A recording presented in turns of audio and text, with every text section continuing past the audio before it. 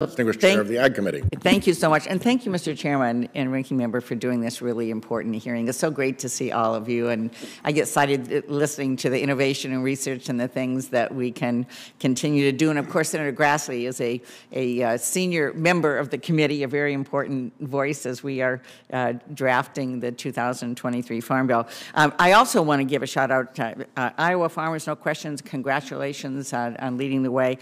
Michigan farmers are pretty good too, though. I would just say we're working hard as well.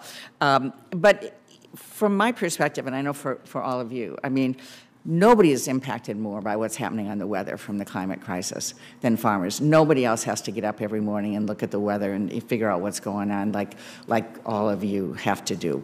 I mean, it is, and it is very concerning to me as we watch this going forward. So I appreciate all of your leadership.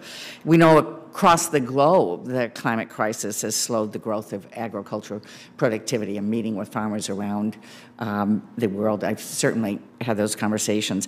Extreme weather events destroying crops with alarming frequencies. We know the fires, the droughts, the floods in Michigan, where we grow a lot of specialty crops, a lot of fruit trees. We've certainly seen climate-driven weather that brought the buds on the cherry trees out in February, and then a deep freeze in March and wipe out the crop. And so we see this over and over again. And in Michigan, frankly, Lake Superior is now one of the 5 fastest warming lakes in the world, which for us is a pretty frightening thing to see as well. We know that the crisis has taken a costly toll on farmers, which is why I appreciate the Budget Committee doing this hearing. Financial blows, personal heartbreak, unpredictable weather destroying a crop. And we have, in fact, had as our major risk management tool federal crop insurance. And so I know this is widely used. There are other important pieces of the Farm Bill, but this is widely used. And we know, and Mr. Willis, appreciate your work and all your many hats over the years, but the USDA has noted that costs are going up. And if we don't get our arms around this and be aggressively focusing and supporting your efforts, they're going to continue to go on. And frankly, it's not enough just to assist farmers after there's a storm or a drought. We do that.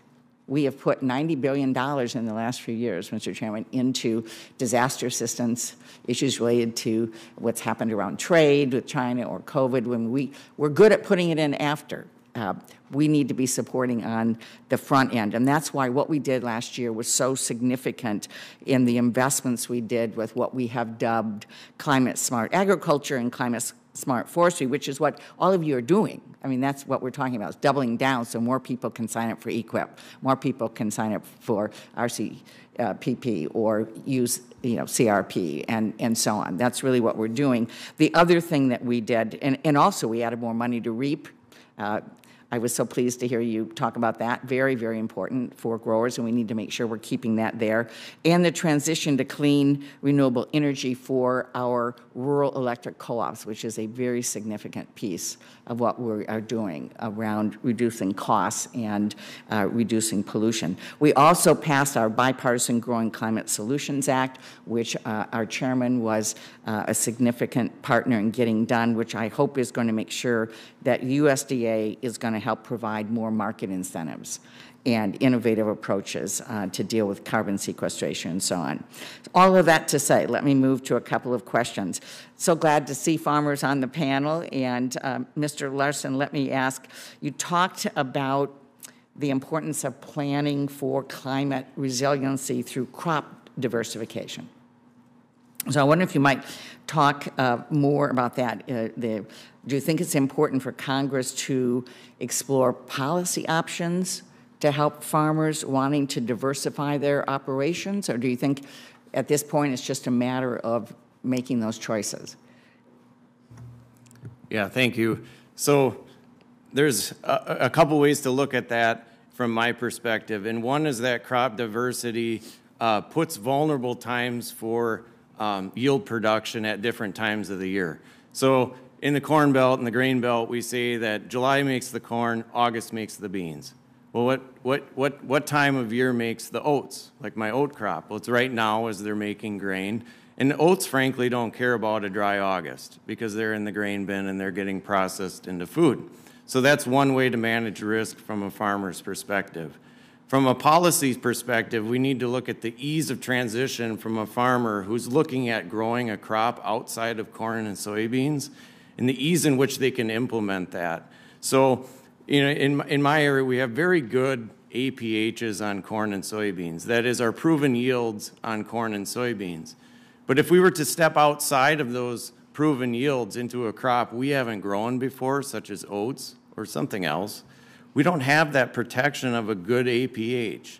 So we need some kind of bridge programs to get us into growing something different. Or we also need to look at the market side of it too, so that there's opportunities, grants, et cetera, to go to the market side of what we can grow in the Corn Belt. Because we grow corn and soybeans doesn't mean that we can't grow a plethora of other crops. We can. If that market existed and profitability was there, risk mitigation from a farmer's perspective was there, we would do it. If I might just ask, just very quickly, Mr. Wilson, we can follow up on this, but you talked about crop insurance and making sure that we don't have policies prohibiting the ability of farmers to adapt to climate change. And I wondered, are there things we need to be doing to make it easier to use crop insurance and at the same time adapt to the conservation practices that we want to have happening? First of all, let me just say thank you for everything you have done and continue to do for agriculture. You've been a tremendous chair, and I appreciate it. Thank you. You've been a champion. You had a Farm Bill provision on cover crops. I think that was a very positive thing, and I think USA is obviously doing what they can on cover crops. It's an ever-evolving issue. The other panelists have talked about all the innovative things they're doing, and so I don't think there's a simple answer. I think the simple answer is, Congress has oversight, and I would exercise that and make sure that USDA is keeping up with the newest practices so that farmers never have to make a decision between crop insurance and doing something beneficial for the environment. Thank you, Mr. Chairman. I very much appreciate your letting me go first today, and I'm running over to the Agriculture Committee now where we have a hearing going on, so thank you. Very happy to do it. Now I turn to my